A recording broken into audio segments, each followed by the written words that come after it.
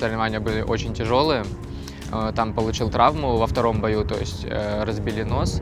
Ну, в общем, нужно было как-то дальше, да, все равно бой выиграл, но получил травму, нужно было дальше как-то продолжать, не останавливаться, дальше работать. Финал я попал с спортсменом из России. Был очень тяжелый финал, и в итоге там на последних буквально секундах удалось вырвать победу.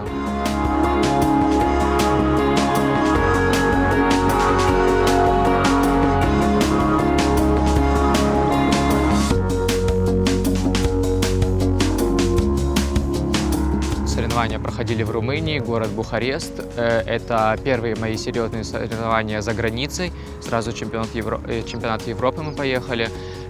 Соревнования для меня вообще сложными не оказались. У меня было 3 боя, а финал довольно тяжелый был, но тоже в конце там удалось забрать балл.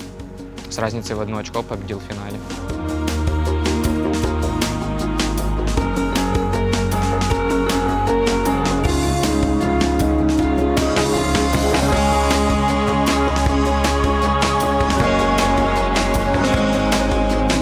Я даже об этом не думал, о тренировках или о чем-то, о победах больших.